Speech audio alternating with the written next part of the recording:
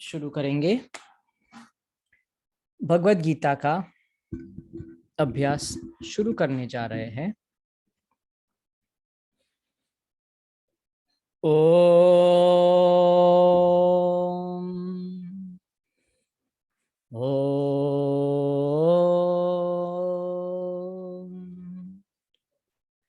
ओम।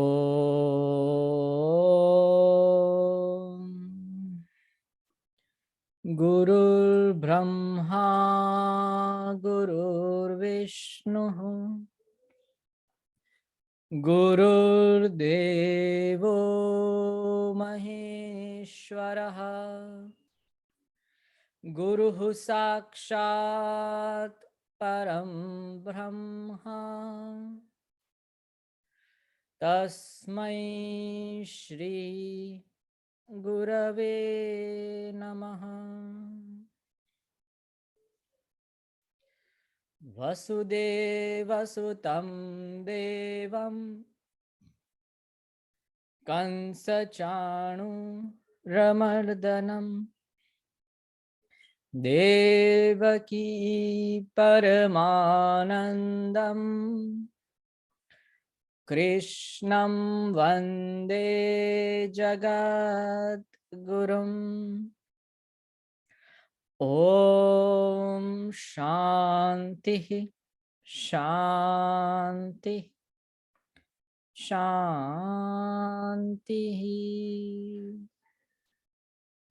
ओम ओम। भगवत गीता के स्वाध्याय में आप सभी का स्वागत है। आज का सेशन हमने रखा है जो भगवत गीता को स्वरबद्ध कैसे किया है, छंदात्मक अलंकृत कैसे हुआ है, वो पद्य रचना है तो पद्य क्या है, भाषा का महत्व क्या होता है, उसको कैसे गा सकते हैं, उसकी प्रैक्टिस और उसके पीछे जो रहस्य है, जो नियम है, वो आज हम समझने के लिए इकट्ठे हुए हैं। शुरू करेंगे।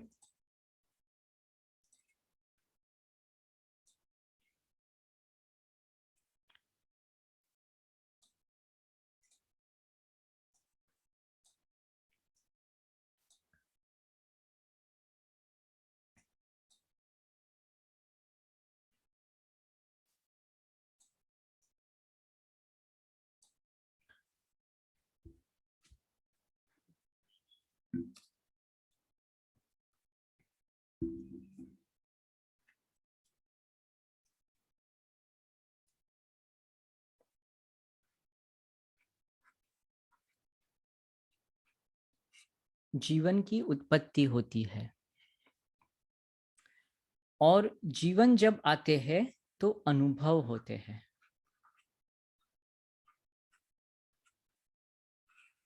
अलग अलग प्रकार की अनुभूति होती है। दृश्य दिखाई देने पड़ते हैं, हर्ष होता है, शोक होता है, सुख होता है, दुख होता है, अंधकार की अनुभूति होती है, प्रकाश आ जाता है। तो अलग अलग प्रकार की अनुभूतियां जब जीवन हमारे अंदर आता है तब, और वो अनुभूति से भाव, हमारे अंदर जो भावात्मक हमारा जो शरीर है, जो इमोशनल डायमेंशंस है, उसके अंदर भाव प्रकट हो जाते हैं, करुणा के, दया के, प्रेम के, क्रोध के, राग के, द्वेष के, बहुत सारे भाव हमारे इमोशनल लेयर पे अलग अलग अनुभूति के कारण पैदा होते हैं। और कल जैसे बात हुई थी कि अगर वो भाव को एक्सप्रेस न करे तो बहुत ही कॉम्प्लिकेशंस पैदा होती है। इसीलिए कोई ना कोई रास्ते से हम उसको अभिव्यक्त करना चाहते हैं,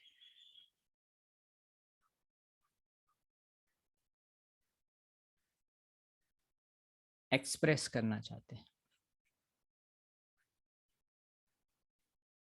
क्योंकि जो छोटे बच्चे होते हैं, आपने देखा होगा कि वो अपने जो भाव है वो अभिव्यक्त नहीं कर पाते, तो कुछ ना कुछ रोते हैं या हंसते हैं। हम पूछे भाई क्या हो रहा है, क्या चाहिए, पानी चाहिए, भूख लगी है, क्या हो गया, पर वो अपने एक्सप्रेशन को बाहर नहीं कर पाते, तो अंदर ही अंदर जलते रहते हैं। तो उसके लिए खोज हुई अपने भाव की अभिव्यक्ति। अपने भाव की जो अभिव्यक्ति होती है उसको कहते हैं भाषा। तो भाषा का अर्थ क्या होता है? मेरे भाव को अभिव्यक्त करने के लिए, उसको ही भाषा को हम लैंग्वेज कहते हैं, या कोई भी अलग अलग, वो साइन लैंग्वेज भी हो सकती है, चित्रात्मक बोल के भी व्यक्त हो सकती है, फेशियल एक्सप्रेशन से भी हो सकती है, लिपिबद्ध हो सकती है, लिपि के बगैर भी हो सकती है। पर वो जो अभिव्यक्ति है, जो हम अपने भाव को एक्सप्रेस करना चाहते हैं, क्योंकि हम समाज में रहते हैं, हमारा जो जीवन है वो सामाजिक, जो सोशल डायमेंशन है। तो इमोशनल डायमेंशंस को हमको क्या करना है? सोशल डायमेंशन तक जोड़ने के लिए अगर कोई चीज हमारे पास है तो वो है भाषा। उसी से हम सोशल, जो भी कम्युनिटी है जहां भी हम रह रहे हैं, उसके साथ कम्युनिकेट कर सकते हैं, उनके भाव को समझ सकते हैं और अपने भाव को व्यक्त कर सकते हैं। वो काम जो करता है, वो जो साधन है, टूल है, वो है अपना भाषा। तो भाषा जो होती है वो कैसी होनी चाहिए कि जो मेरे सब भाव को पूर्णता से, कुछ भी छोड़े बगैर पूर्णता से व्यक्त कर पाए। और वो जो भी भाव है वो कैसे होने चाहिए व्यक्त करने के लिए? दूसरों के साथ मधुरता के साथ। फिर वो साइंटिफिक होनी चाहिए, मतलब उसमें कोई बंधारण होना चाहिए, कोई रूल्स रेगुलेशन होना चाहिए। ठीक है, तो ऐसे करके भाषा होनी चाहिए, और ऐसी ही दिव्य भाषा हमको मिली है, वो है संस्कृत। सम्यक कृति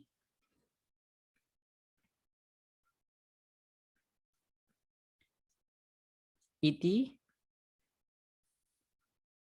संस्कृतम। जो सम्यक मतलब परफेक्टली वेल डेवलप करके अगर कोई कृति मतलब कोई क्रिएशन हुआ है तो वो है संस्कृत भाषा। तो संस्कृत भाषा है मोस्ट पावरफुल और मोस्ट साइंटिफिक भाषा है, और उसके बहुत सारे उदाहरण है, उसके बारे में हम जितना भी बात करें वो कम होगी। तो जो भी साधकों को अगर अध्यात्म के मतलब भगवान के आत्मा के साथ आगे बढ़ना है, भगवान के साथ आगे बढ़ना है, अध्ययन और आत्मा करना है, तो सारे शास्त्र इसी लैंग्वेज में है। क्यों ऐसा किया है? कि जैसा लिखा गया है वैसा ही उसका उच्चारण होता है, उसमें कोई चेंजेस नहीं होते हैं।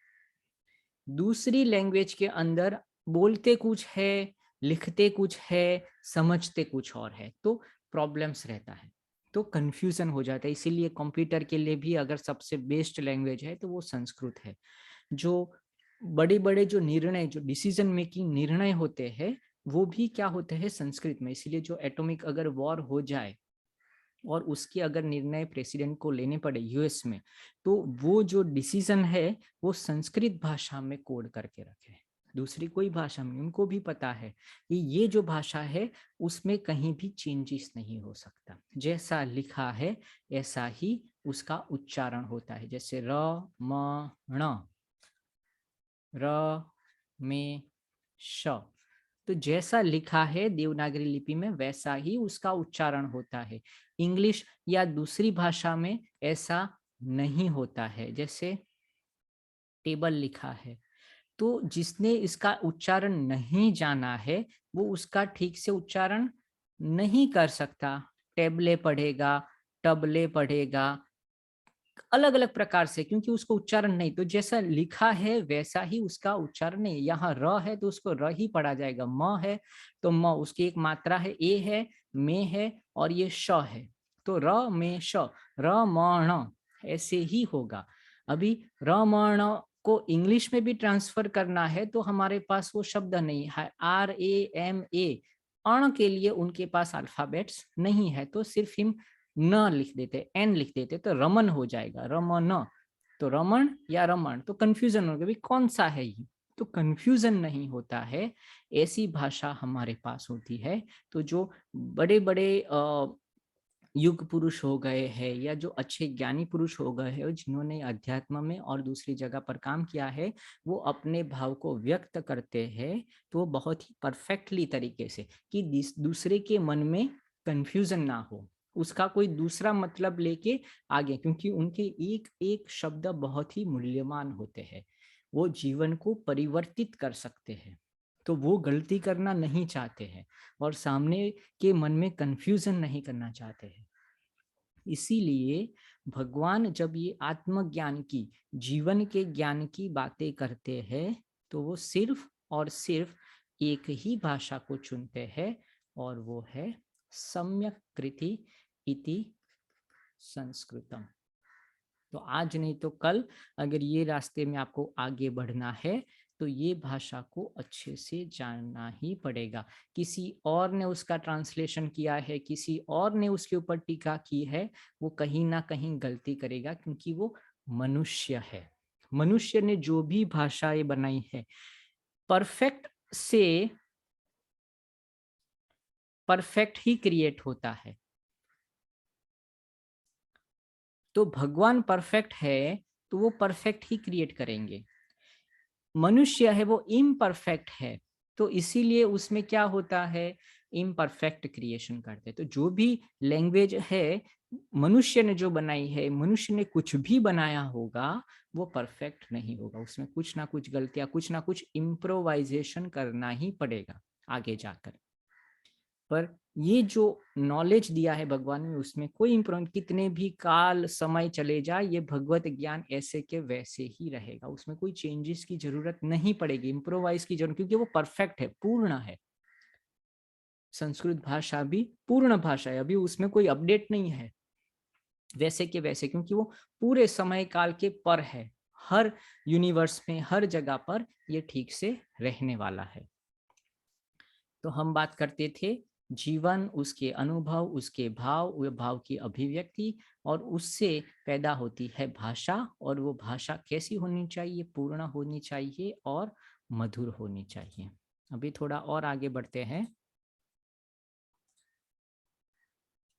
ये जो भाषा है वो दो प्रकार से होती है, एक जो होती है वो गद्य, और दूसरी जो होती है वो पद्य। मतलब जो आपने स्टोरी वगैरह, या जो इन रिटर्न जब आपने देखा होगा कि भाई स्टोरी वगैरह लिखते हैं या कोई लेख वगैरह लिखते हैं, वो गद्य में लिखी जाती है। पद्य मतलब जो गाकर छंदबद्ध हो सके, गा सके, छंद हो, अलंकार हो, ऐसे जो लैंग्वेज बनती है वो सब पद्य रचनाएं है। तो ये जो भगवत गीता है वो गीत है, मतलब वो पद्य की संरचना है, गद्य की संरचना नहीं है। मतलब ये गाया गया एक गीत है, जैसे कविता होती है, गाना होता है, श्लोक होते हैं, वैसे ही ये पद्य रचना है। तो उसके अंदर अलग अलग क्या होते हैं, पद्य का मतलब क्या होता है, जिसमें क्या होते हैं, पद होते हैं, पद। उसका श्लोक है पदति इति पद्यः।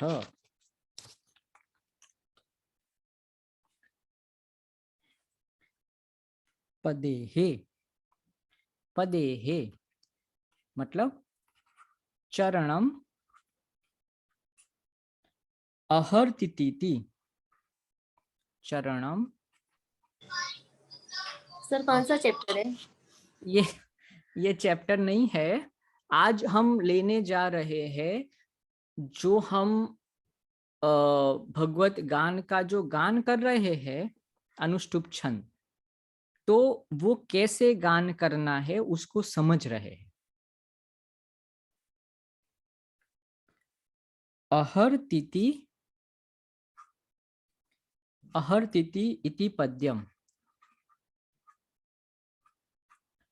ठीक है, तो जिसमें चरण, जैसे कोई पशु होते हैं उसके 4 पाद होते हैं, 4 पैर होते हैं, किसी के 2 होते हैं जैसे हमारे, तो जिसके ऐसे पद है, ऐसी संरचना को पद्य कहते हैं। ठीक है, पद्यम चतुष्पदम, 4 पैर वाला पद्य, ऐसे करके काव्य और पद्य अलग अलग हो सकते हैं। ठीक है, अभी ये जो पद है उसको अलग अलग तरीके से उसको रखना पड़ता है, उसकी गोठवण करनी पड़ती है क्रमबद्ध। तो उसके लिए जो नियम है पद्य के, उसको कहते हैं छंदः, छंद कहते हैं। ठीक है, और उसके कुछ नियम होते हैं। तो उसमें हम क्या करना चाहते हैं कि अलग अलग प्रकार के जो छंद है वो कैसे हम करते हैं। तो उसमें 3 चीजें हमको याद रखनी है। एक तो लघु या गुरु अक्षर, प्लस दूसरी चीज हमको याद रखनी है वो है ह्रस्व और दीर्घ। और तीसरी चीज हमको याद रखनी है वो है यति, यमनम यति ही, यति, यमनः मतलब कहाँ रुकना है।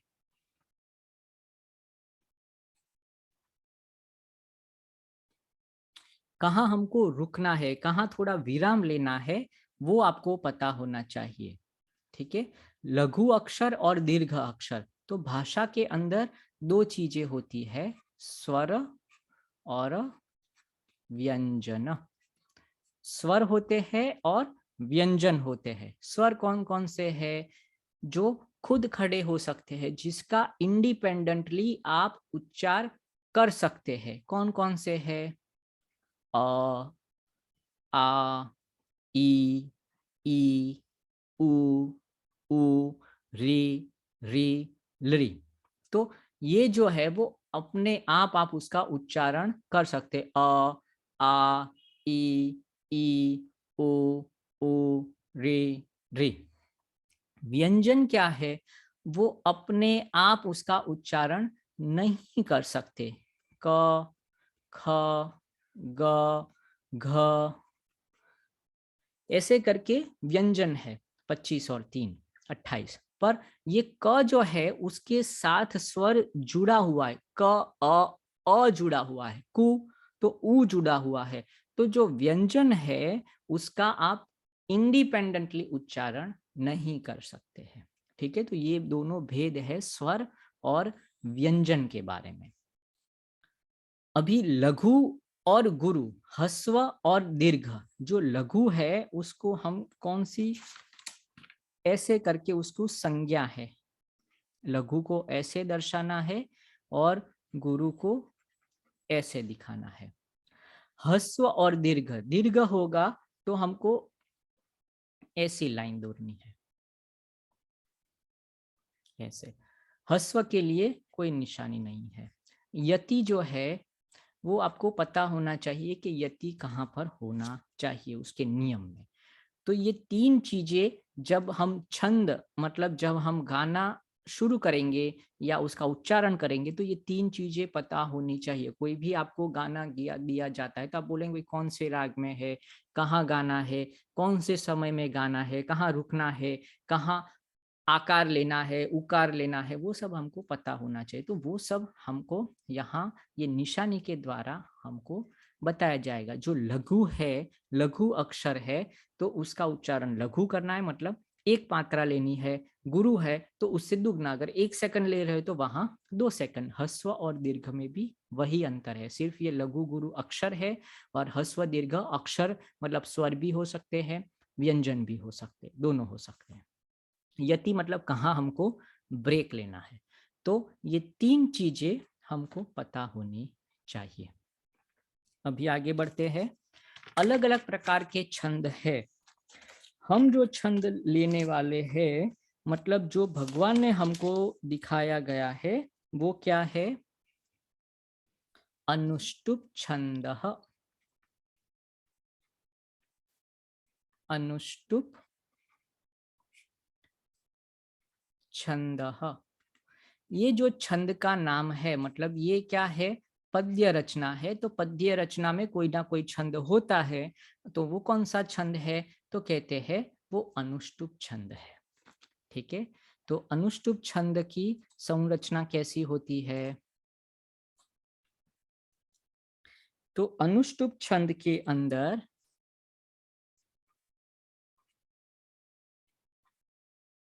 क्योंकि आपको ये गाना है तो आपके नियम आपको पता होने चाहिए, नहीं तो फिर आप गा नहीं पाते।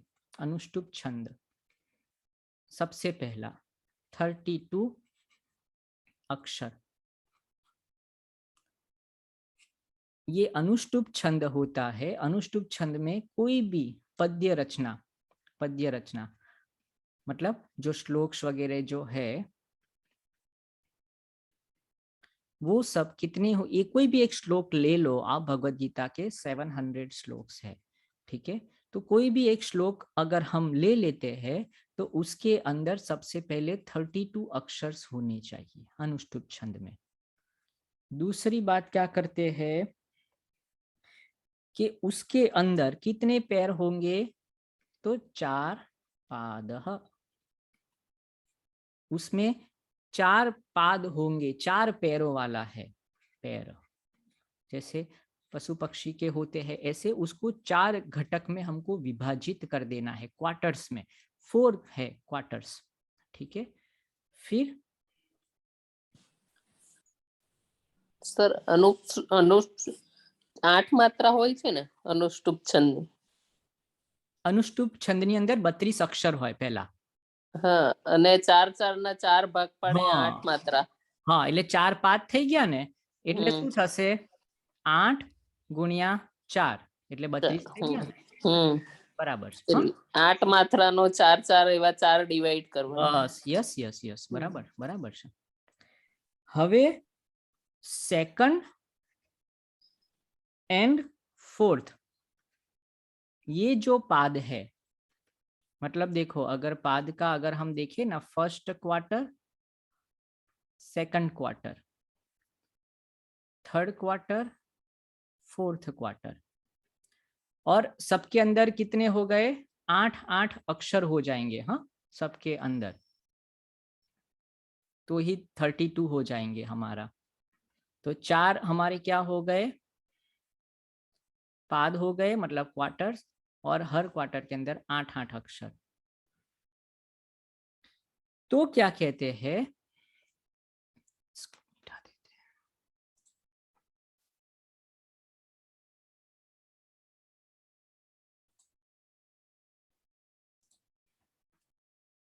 तो अभी क्या है कि यहाँ पर हमारे पास कितने हो गए? 8 हो गए। पहला अक्षर, दूसरा, तीसरा, चौथा, पांचवा, छठवा, सातवां, आठवां।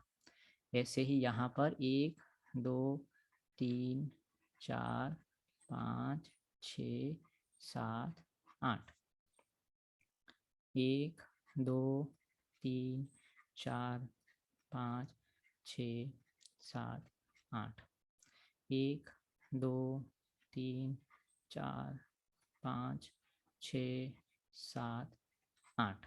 ओके, तो अभी इसमें क्या कहते हैं, दूसरे और चौथे पाद में, मतलब सेकंड और फोर्थ, ये जो क्वार्टर्स है, मतलब जो लास्ट पहली लाइन का जो लास्ट क्वार्टर है और दूसरी लाइन का जो लास्ट क्वार्टर है, सेकंड और फोर्थ, सातवां जो अक्षर है वो ह्रस्व और पहला और तीसरे पाद का सातवां अक्षर दीर्घ होगा।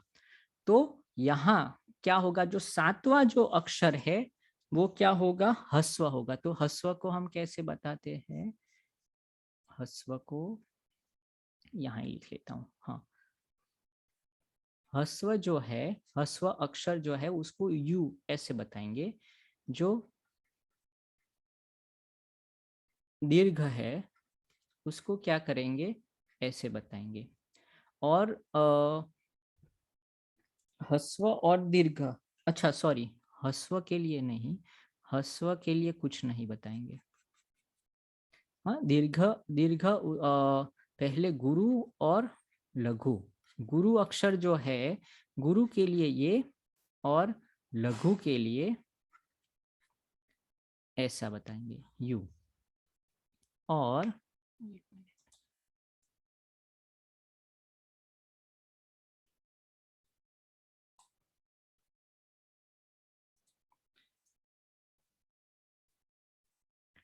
जो दीर्घ दीर्घ अक्षर है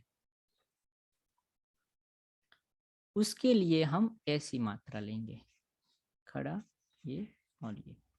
तो अभी तीसरा नियम क्या कहता है कि सेकंड जो है उसमें सातवां जो अक्षर होगा वो ह्स्व होगा, उसकी तो जरूरत नहीं। पहला और तीसरा पद में, पहला और तीसरे पद में सातवां, पहला और तीसरा वो जो होगा,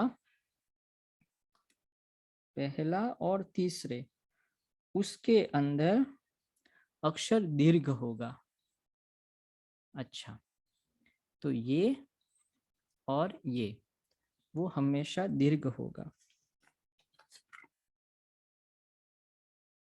हाँ ठीक है, ठीक है। हाँ, तो सातवां अक्षर पहले पाद का और सातवां अक्षर तीसरे पाद का क्या होना चाहिए, दीर्घ होना चाहिए। फिर हर पद, मतलब ये फर्स्ट क्वार्टर है उसके पास यति है। यति है मतलब फर्स्ट क्वार्टर, मतलब 8 अक्षर के बाद आपको यहाँ रुकना है, 8 अक्षर के बाद रुकना है। यति मतलब ब्रेक लगानी है। ब्रेक, आप गा रहे, गाड़ी चला रहे तो ब्रेक कहाँ लगानी है, तो 8 अक्षर तक आप गा लो, फिर ब्रेक रखो, फिर 8 अक्षर करो, ब्रेक रखो। ऐसे करके हर 8 अक्षर में आपको यति आएगा, यहाँ यति आएगा हर पाद के अंत में। और पहला पहला 4 अक्षर छेल्ला छेल्ला 8वां अक्षर लघु, ओके। हाँ, दरेक पाद का छठवां जो अक्षर है, हर पाद का जो छठवां जो अक्षर है वो हमेशा क्या होता है, गुरु होता है, हर एक पाद का। गुरु के लिए हमने क्या है, गुरु के लिए ये निशानी रखी है। तो हर जो 6 नंबर का जो अक्षर होगा वो हमेशा गुरु, गुरु की तरह, मतलब उसको लंबे देर तक, मतलब जितना हमने लघु के लिए देखा उससे दुगना वहां पर हमको सांस देनी है और वहां उसको लंबा करके गाना है। तो जो भी छठवां अक्षर होगा वो उसको गुरु की तरह ट्रीट करना है, लंबा गाना है छठवे को, ठीक है। और जो सातवां जो है वो क्या होगा, वो दीर्घ होगा, फर्स्ट और थर्ड का वो हो गया। पांचवा जो है वो हमेशा लघु होगा, पांचवा। इतने 3 नियम ही याद रखते हैं, काफी नियम है, पर ये पांचवा जो होगा, पांचवा अक्षर होगा वो क्या होगा, हमेशा लघु होने वाला है। तो अभी हम जो सूत्र पढ़ने वाले हैं वो देख लेते हैं।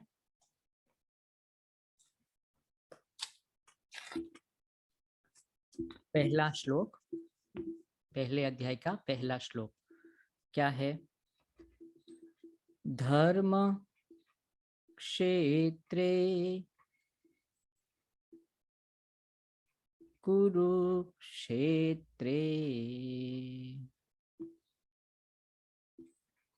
समवेता युयुत्सवः।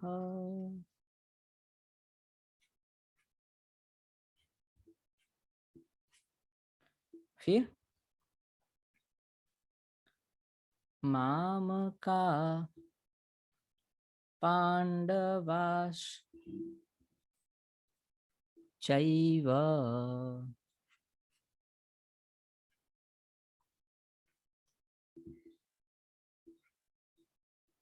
किम कुर्वत संजय।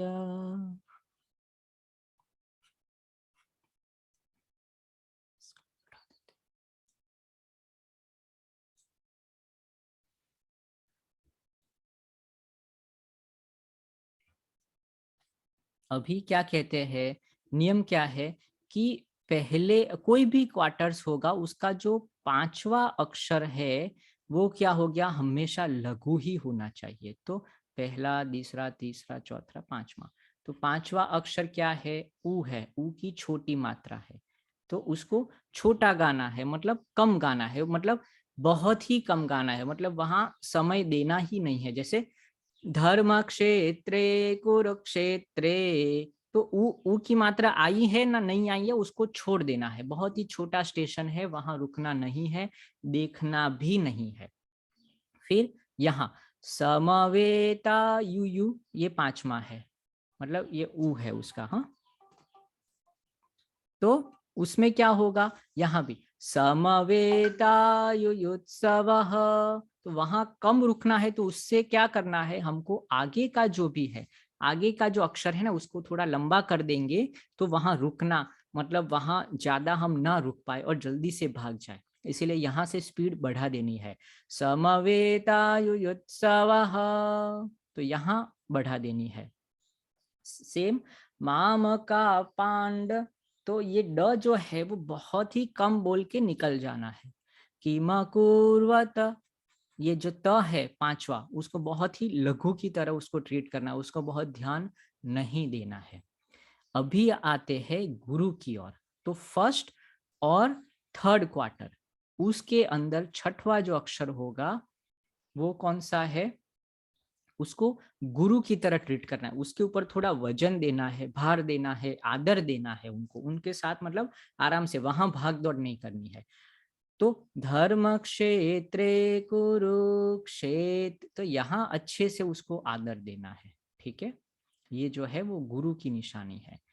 फिर थर्ड, मतलब थर्ड क्वार्टर में भी छठवा, माम का पांड, 1 2 3 4 5, वाह, ये जो वाह है वो है आपका क्या हो गया, गुरु है, तो वहां पर थोड़ा अच्छा सा भार देना है, रुकना भी है पर आदर के साथ, वहां मस्ती लेनी है, वहां आदर और भाव लेना है।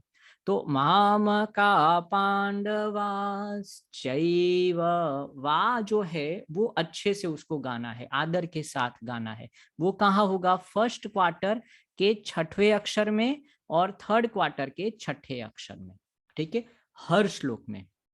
अभी दीर्घ और हस्व वो हमको सबको पता है, ठीक है, हस्व जो होता है उसका उच्चारण छोटा होता है, दीर्घ का क्या होता है, लंबा होता है। अगर 1 सेकंड में हम हस्व करते थे तो 2 सेकंड में दीर्घ करना है, तो उसके अंदर वो नियम है। हस्व दीर्घ तो आपको देखकर भी पता चल जाता है, आप जब देखते हो तो वो क्या है, हस्व है, आ तो वो दीर्घ होगा, ई उ उ, तो वो तो आपको मतलब पढ़ रहे हो तभी पता चल जाता है कि भाई हस्व का हस्व उच्चारण है और दीर्घ का दीर्घ है। पर ये नियम क्या है कि भाई जो सातवां जो अक्षर होगा वो हमेशा दीर्घ होने वाला है, यहाँ पर फर्स्ट और थर्ड में, ऐसा ही है ना। हाँ, फर्स्ट और थर्ड के अंदर सातवां जो अक्षर होने वाला है वो क्या होने वाला है, दीर्घ। हाँ, बीजा और सेकंड और, हाँ, पहला और तीसरे में सातवां जो अक्षर है वो दीर्घ होगा ही होगा। तो देख लेते हैं, तो 1 2 3 4 5 6 7 क्षेत्रे, तो ये ए है, ए जो होता है वो हमेशा क्या होता है, दीर्घ होता है। थर्ड के अंदर देख लेते हैं, तो 1 2 3 4 ऐव, ऐ है, आई 2 मात्रा है वो भी दीर्घ है। तो ऐसे फर्स्ट और थर्ड क्वार्टर के अंदर सातवां जो अक्षर होगा वो हमेशा दीर्घ ही होगा। तो अगर आपको बनानी भी है अगर रचना अनुष्टुप छंद के अंदर, तो इतने बेसिक 3 प्रकार के नियम, और हर पाद के बाद यहाँ पर हमको यति देना है, यति मतलब ब्रेक लगानी है। पर ब्रेक कैसी होनी चाहिए कि एकदम से रुक गए ऐसा नहीं, धीरे धीरे धीरे ब्रेक और फिर वहां से पिकअप कर लेना है। जैसे धर्म क्षेत्रे कुरुक्षेत्रे, तो धीरे धीरे धीरे स्पीड धीमी करनी है, फिर ऊपर लेना है, समवेतायुयुत्सवः, तो जो लास्ट वाला जो अक्षर है उसको धीरे धीरे धीरे कम करते करते करते गति को कंट्रोल करना है, मतलब कम करना है। यति है उसके लिए, अगर डिवाइडर है, बम्प है, तो एकदम से थोड़ी हम ब्रेक मार के बैठेंगे, बम्प आ रहा है, यति है, 8 8 8 8, वहां पर यति है, ठीक है।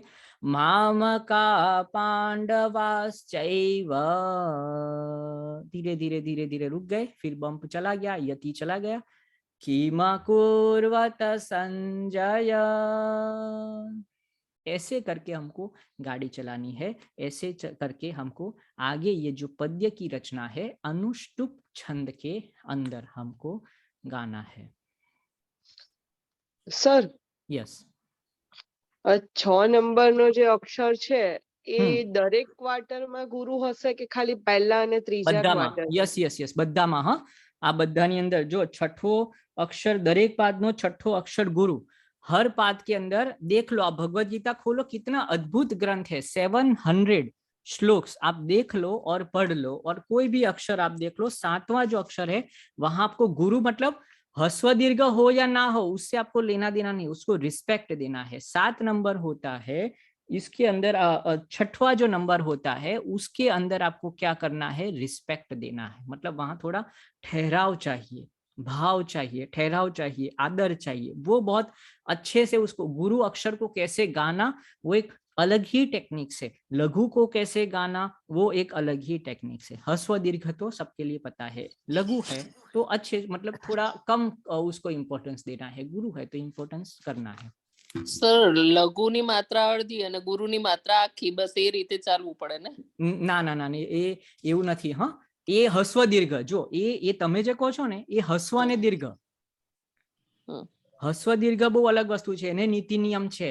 આની અંદર છે ને તમે એવું સમજો કે તમારા દાદા છે અને તમારું પુત્ર છે, બરાબર છે, તો તમને દાદા રસ્તામાં મળે તો તમે એમને નમસ્કાર કરો, એમને પગે લાગો, એમને પાણીનું પૂછો, એવું બધું, ને પછી નાના મોટા છોકરાઓ કે તમારી જાતના હોય તો તમે એને એટલું બધું આદર મતલબ ના આપો એમ, કેમ કે તમારીથી નીચે છે, લઘુ છે એમ। તમારાથી જે ગુરુ હોય તો એ આદર આપવો, પ્રેમ આપવો ને, એમાં લંબાવવું ને એવું નથી, પણ એ ठहरावनी वस्तु है।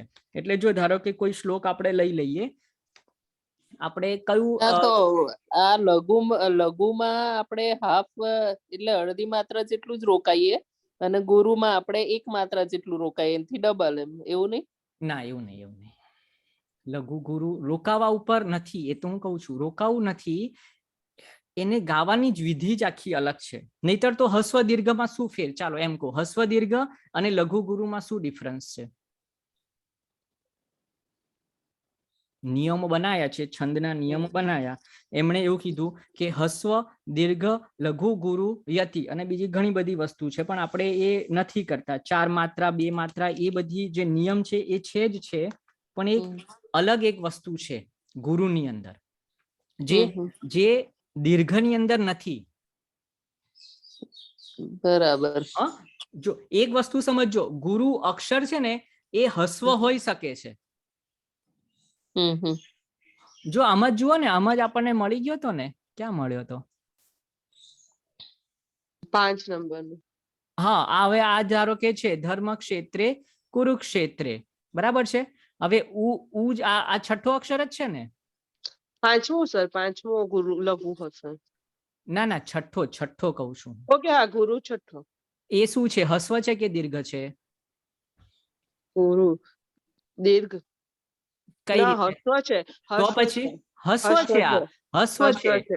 હા, હવે એને ગુરુની જેમ ગાવાનું, હસ્વને ગુરુની જેમ ગાવાનું, સમજો નાનો છોકરો હોય, હવે તમે એને બાળકની દ્રષ્ટિથી ના જો, આદિગુરુ શંકરાચાર્ય 8 વર્ષની ઉંમર છે અને એને 40 વર્ષના અને 80 વર્ષના 2 શિષ્યો હતા, એને પગે લાગતા હતા, એને આદર આપતા હતા।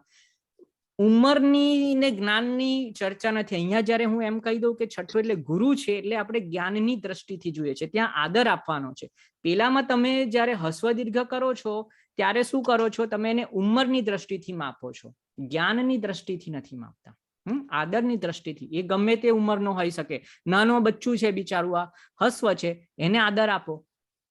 બહુ અઘરી વસ્તુ છે, આપી જુઓ. આ ઉને તમે ગુરુની જેમ ગઈ બતાવો. ચાલો બોલો.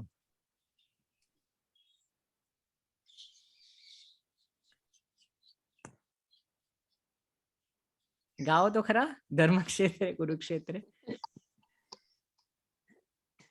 એટલે આવી જશે, આપણે ધીરે ધીરે પ્રયત્ન. પણ ક્લિયર થાય છે ને? ડાઉટ ક્લિયર થાય છે કે હજુ નથી સમજાતું? ધર્મ ક્ષેત્રે કુરુક્ષેત્રે સમવેતાયુયુત્સવઃ મામકા પાંડવાશ્ચૈવ કિમ કુર્વત સંજય. તો હવે ધારો કે કિમ કુર્વત સંજય, એમાં ત જે છે એ શું છે? છઠ્ઠો અક્ષર છે. સોરી, ઉભા 1 2 3 પાંચમો. આની અંદર ચાલો, સમવેતા યુયુત્સવમાં છઠ્ઠો અક્ષર આપણે ગુરુ છે, બરાબર?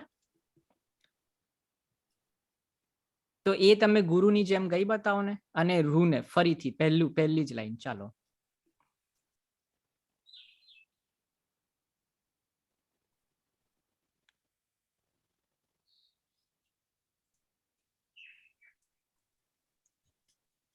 ચાલો. ધર્મક્ષેત્રે. ધર્મક્ષેત્રે કુરુક્ષેત્રે સમવેતાયુયુત્સવઃ મામકા પાંડવાશ્ચૈવ કિમ કુર્વત સંજય. હા, હવે જે આ સંજય છે ને, સંજય, એમાં જે પ્રત્યય છે ને, પ્રત્યય, એને આપણે ગુરુ તરીકે લેવાનો. હા, સંજય. તો છે ને, એને મતલબ એને આપણે નહીં ઘણીવાર આમ પેલું અલગ અલગ રાગ રાગીણીથી ઘણા લોકો ગાતા હોય છે, એની પર ઠેરાવ લાવતા હોય, એને ડેપ્થ, એમાં મધુરતા લાવતા હોય છે એ શબ્દને પકડીને. હે ને, અલગ અલગ તમે બધા રાગ જોતા હોય કે એને હજુ થોડું તમે પેલું મુરકી લો ને પેલું આ લો ને એવું તમને નથી કહેતા તમને? એવી રીતે આ વસ્તુમાં આપણે છઠ્ઠો જે અક્ષર છે ને, ત્યાં થોડીક તમારી કલા કારીગરી કરવાની છે. અને એ બહુ ઇન્ડિવિજ્યુઅલિસ્ટિક હોય છે. એટલે જ આ બધી વસ્તુ જે થશે ને, એ બહુ જ યુનિક થઈ જશે. કેમ? કેમ કે અલગ અલગ લોકોના ભાવ આપવાની ટેકનિક અલગ અલગ હોય છે, એટલા માટે. तो इतनी बातें स्पष्ट हो रही है हम जो बात कर रहे हैं यहाँ तक. फिर अभी आपका टर्न सबका आएगा, है ना? आज और फिर नेक्स्ट वीक में, नेक्स्ट फ्राइडे को फिर से यही सेशन को कंटिन्यू करेंगे. सिर्फ चैंटिंग के लिए ही फ्राइडे को रखते हैं. पर ये नियम पता चल गए. 32 अक्षर होते हैं, 4 पाद होते हैं, हर पाद में 8-8 अक्षर ऐसे करके 32 होते हैं. सेकंड और फोर्थ पाद में क्या होता है कि ये जो क्या बोलते हैं, गुरु और लघु के जो नियम है वो हमको याद रखने हैं. सबसे पहला जो नियम है कि छठवां जो अक्षर है उसको गुरु की तरह ट्रीट करना है. और सातवां अक्षर पहला और थर्ड का जो होता है वो क्या होता है, दीर्घ ही होता है. और पांचवा जो अक्षर होता है वो क्या होता है, वो लघु होता है. और ये सारी चीजें जो भगवान ने जो है ना वो गाई है, और वो स्पॉन्टेनियसली गाई है. मतलब उन्होंने कुछ लिख के चिट्ठी नहीं भेजी थी अर्जुन को, वो वहीं के वहीं उन्होंने बोला था स्पॉन्टेनियसली. आप में से कोई कर सकता है, या दुनिया का कोई ऐसा आदमी कर सकता है? नहीं, एक भी गलती नहीं है. आप 700 श्लोक देख लो और ये नियम के अंदर आप डालो.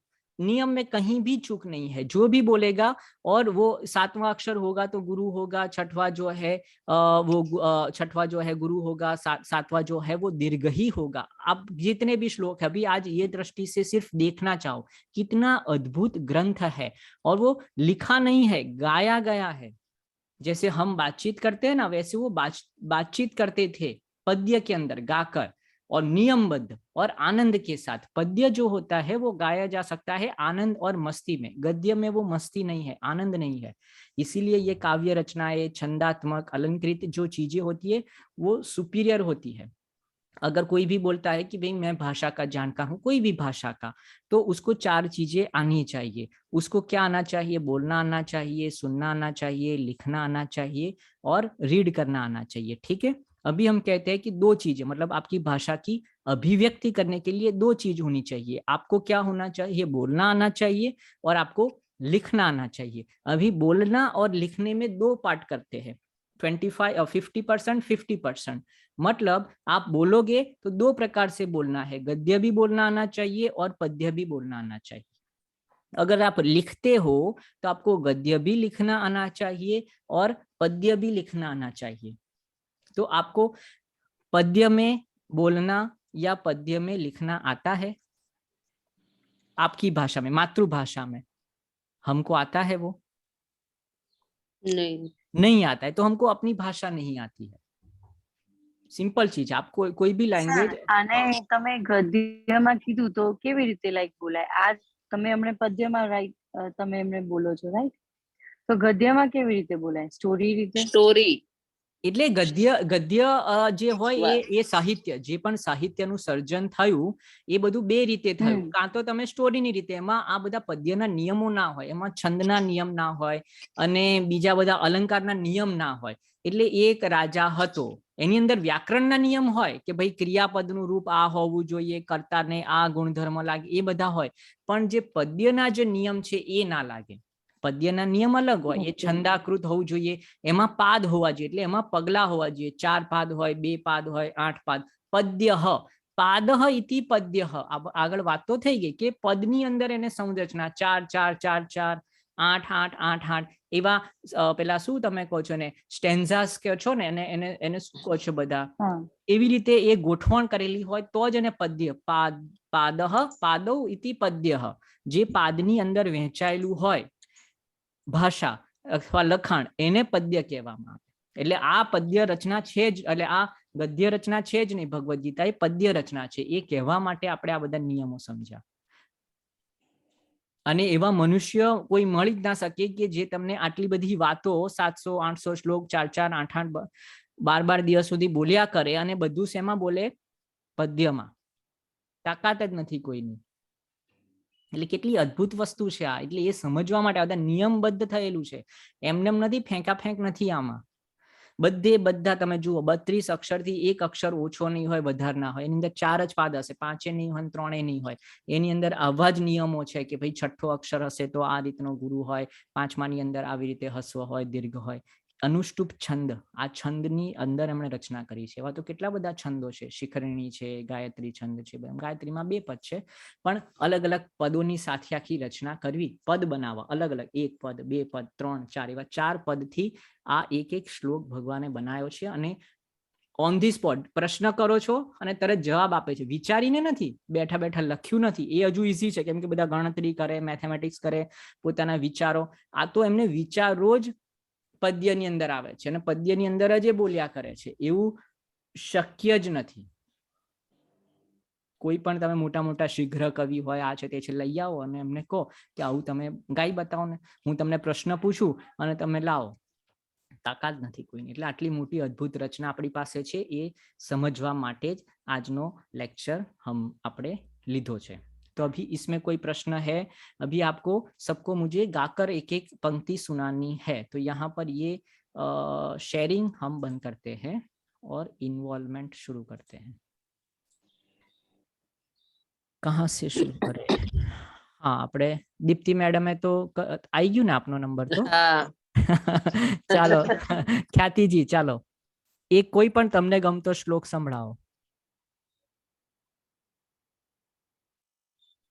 સર 1 મિનિટ, મારો બુક નહીં લેવાય આજે હાથમાં. અચ્છા, ઓકે, ચાલો. તો કિરણબેન ચાલો, પણ મોઢે કરવાનું. મેં તમને કીધેલું કે તમારે દરેકમાંથી 4, હવે ધર્મ ક્ષેત્રે કુરુક્ષેત્રે સમવેતા યુયુત્સવઃ મામકા પાંડવાશ્ચૈવ કિમકુર્વત સંજય. આમાં કેટલી વાર લાગે એમ મને કહો? આટલા બધા તમે યોગ સૂત્ર બધું ભણ્યા છો, ભગવદ ગીતાનો એક શ્લોક તો આવડવો જોઈએ ને. આપણે અડધો સિલેબસ પૂરો થઈ ગયો.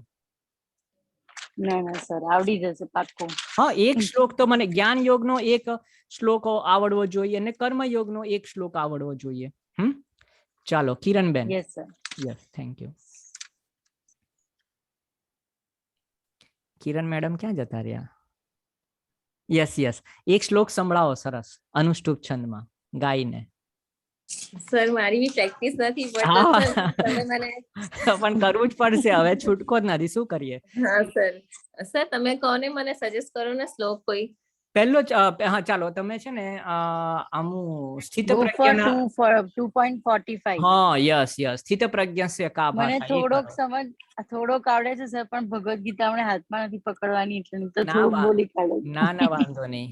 આ આપણે સાંભળીને તમે પાછળથી બોલો, આપણે ક્યાં પકડવાની જરૂર. એટલે જો આ ભગવદ ગીતા છે ને આપણે હૃદયમાં ઉતારવાની છે, હાથમાં પગમાં ક્યાંય રાખવી True, જ sir. નથી માથે. હા, હૃદયગ્રસ્ત થઈ છે એટલે ગીતા, વેરી વેરી ટ્રુ. એટલે આપણે ગીતા બાય હાર્ટ એમ કરીને આપણે એટલે જ એની વેબસાઇટ આપણે બનાવી છે ને એની અંદર આ જ કામ કરીએ છીએ કે ગીતા આપણા હૃદયસ્થ હોય, કેમ કે બધી જગ્યાએ આપણે કઈ જોડે લઈને ના ફરીએ. એટલે જે હાથે તે સાથે. પુસ્તકેશુ ચયા વિદ્યા પર હસ્તેશુ યદ ધનમ, હે ને. પુસ્તકમાં રહેલી વિદ્યા અને બીજાના હાથમાં આપેલું ધન જ્યારે જરૂર પડે ત્યારે કામમાં આવતું નથી, જોડે જ જોઈએ. યસ 2.54.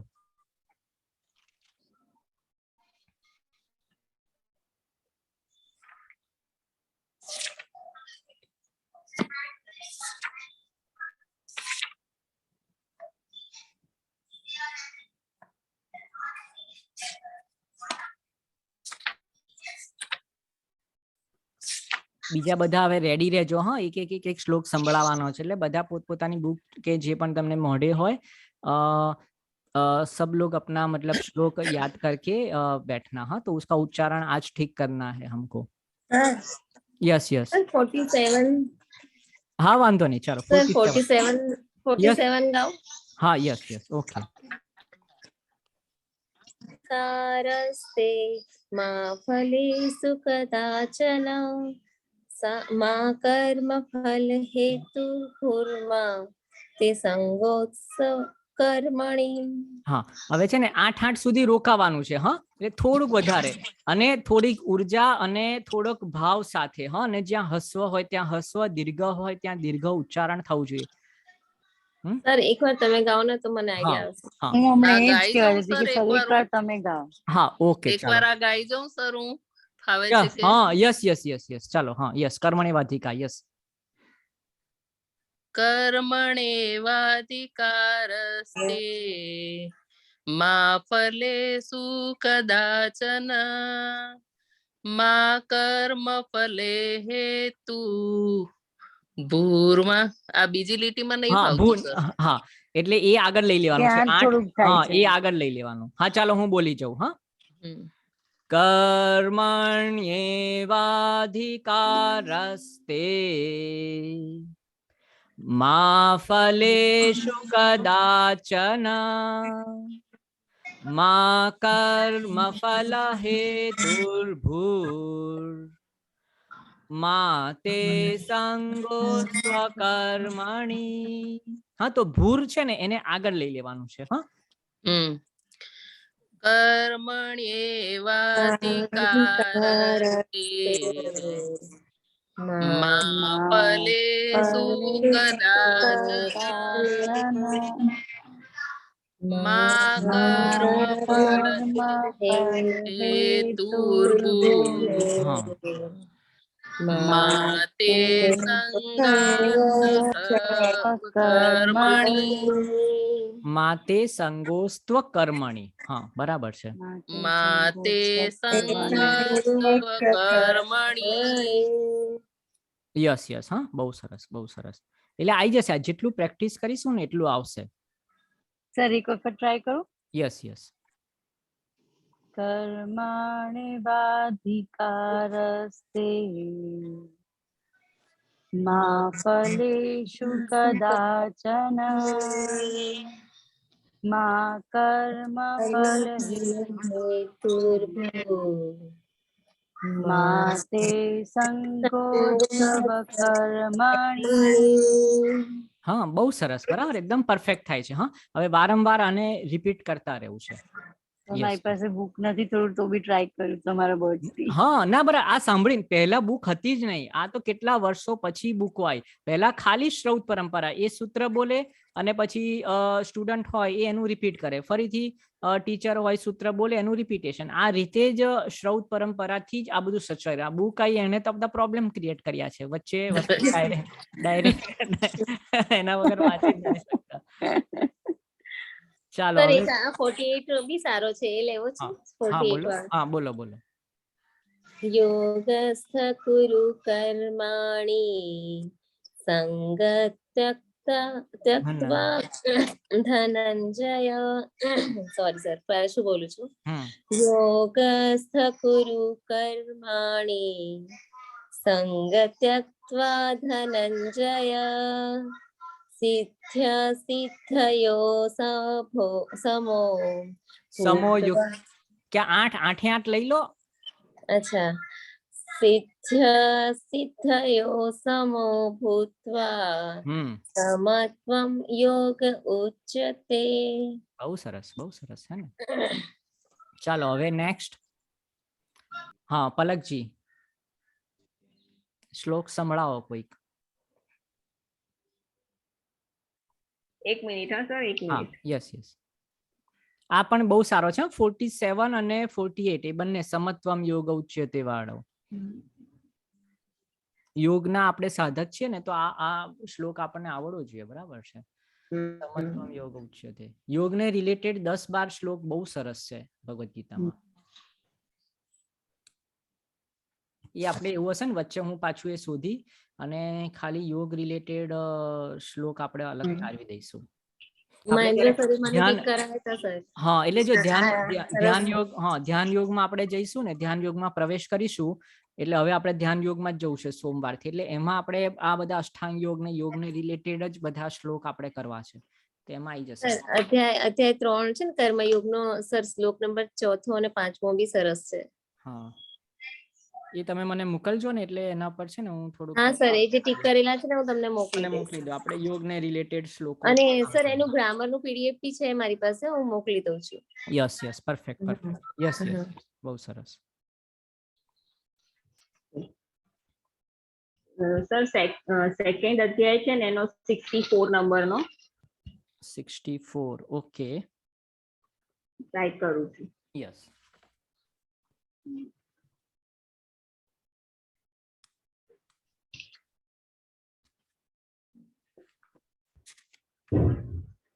રાગ દ્વેષ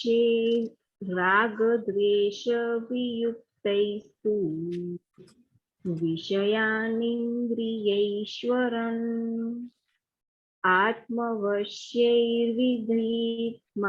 વિધેયાત્મા પ્રસાદમ વિગચ્છતિ. એક જ મિનિટ મારે કેમ જતું રહ્યું. ફરીથી એકવાર કરી દો ને. રાગ દ્વેષ વિયુક્તૈસ્તુ વિષયાનિન્દ્રિયૈશ્વરન આત્મવશ્યૈર્વિધેયાત્મા પ્રસાદમ વિગચ્છતિ. હા પ્રસાદમ અધિગચ્છતિ. હવે અહીંયા ક્યાંય આપણે રોકાવું નથી. 8 8 જે છે પ્રસાદમ અધિગચ્છતિ, એના પછીનો ગાવ ને. 65. પ્રસાદે સર્વ દુઃખાનાં હાનિરસ્યોપજાયતે. તો જો હવે જો આ જે છે ને, હવે જો પ્રસા આ છે ને એ દીર્ઘ છે, દે છે એ પણ દીર્ઘ છે. બરાબર, તો એનું દીર્ઘ ઉચ્ચારણ થવું જોઈએ. હા તો એટલે હવે આ જેટલી પ્રેક્ટિસ કરીશું ને એમ હા, જશે કે યસ. હા ક્યાં ગાડી વધારે ભાર હા આપવાનો ભાર. છે. યસ હવે નિયમ આપણે સમજ્યા ને. પ્રસાદે એ રીતે આખું એને લંબાઈને સરસ ગાવું. પછી પાછું નીચે, જેમ પહાડની ઉપર ચડતા હોઈએ પાછા નીચે આવીએ, પાછા સીધા જઈએ, અટકીએ, એવી રીતે છંદબદ્ધ રચના છે ને, એટલે ગાવાની આવી ટેકનિક્સ થી કરવાનું છે. બહુ સરસ. હા પણ સરસ પ્રયત્ન છે. આપણે આમાં આગળ વધીશું. Yes yes thank you. ચાલો હવે નેક્સ્ટ. शिव पटेल અને प्रीति जी आप एक बार गा लीजिए, आपका मैंने नहीं सुना है।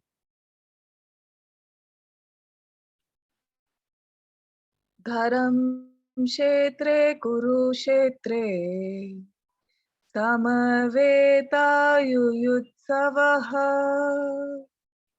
मामकः पाण्डवाशैव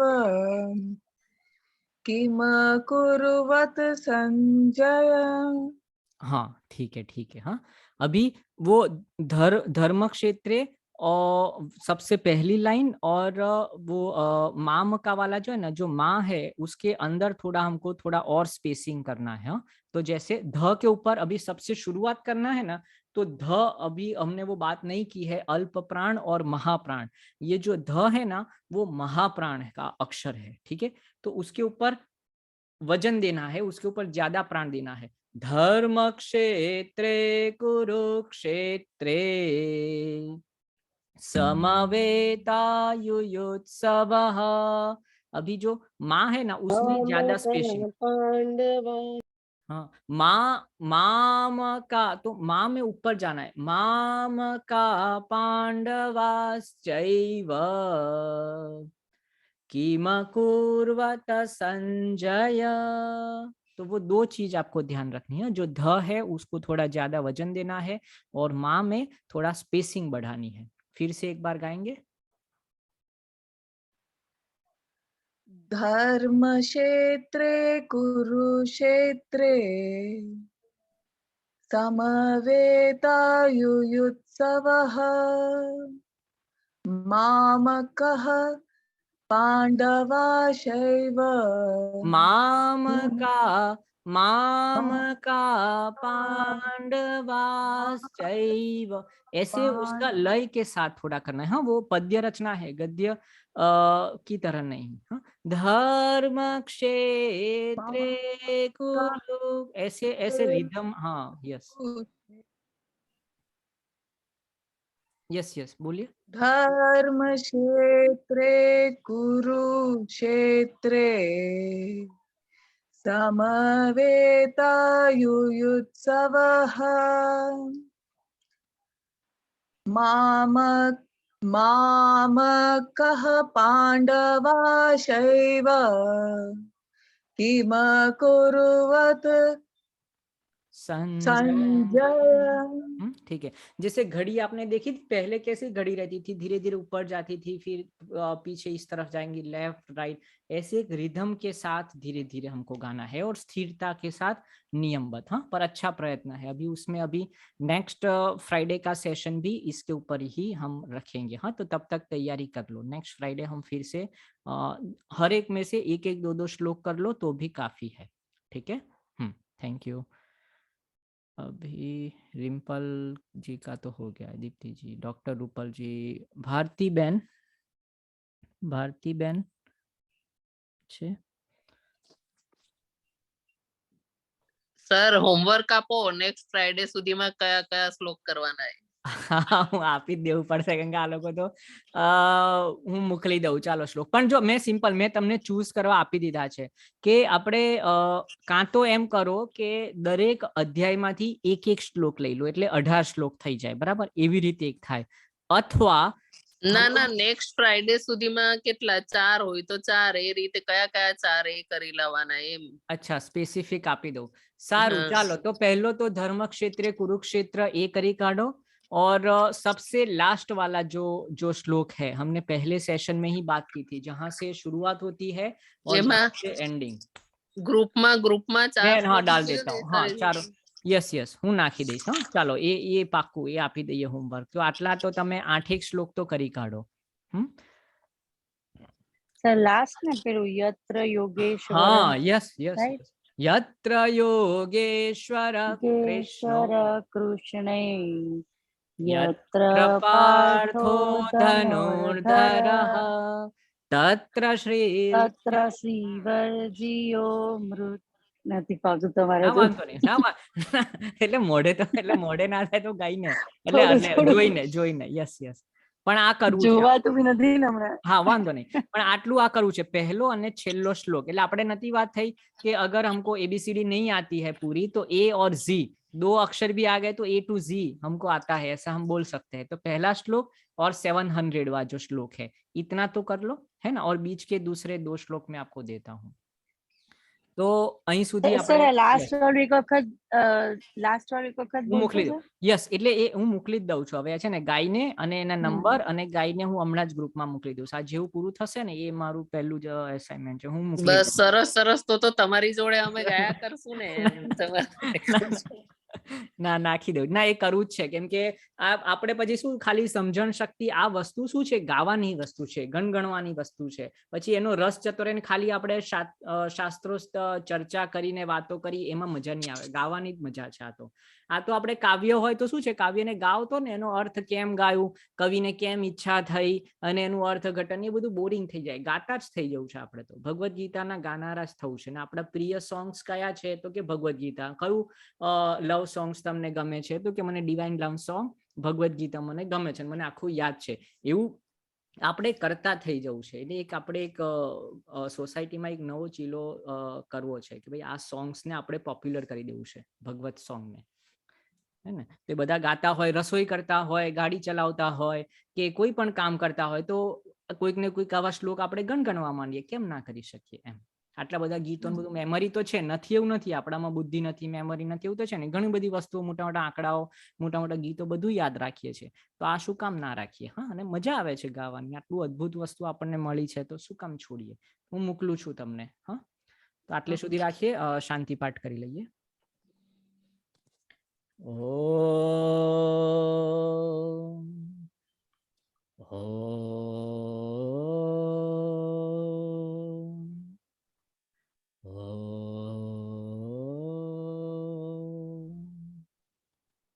ओम असतो मा सद्गमय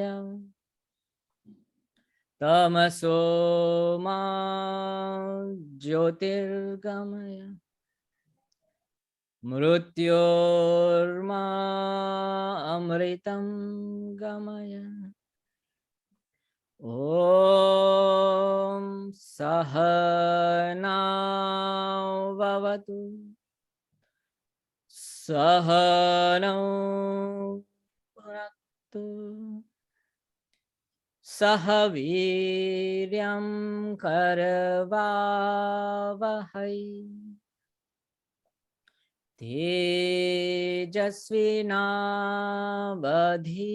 तेजस्विनावधीतमस्तु मा विद्विषावहै. ओम शांति शांति शांति. ओम ओम. सबका धन्यवाद. सेशन यहीं समाप्त करते हैं. अभी नेक्स्ट मंडे से हम ध्यान योग चैप्टर 6 में, मतलब जो भी जितने भी चैप्टर है, अष्टांग योग, ध्यान योग, हठ योग, उसका जो जो श्लोक्स है भगवान ने हमको बताया है उसको समझने का प्रयत्न करेंगे. मंडे, ट्यूसडे, वेडनेसडे, थर्सडे 4 दिन, और फ्राइडे को फिर से चैंटिंग. ओके, धन्यवाद. Thank you.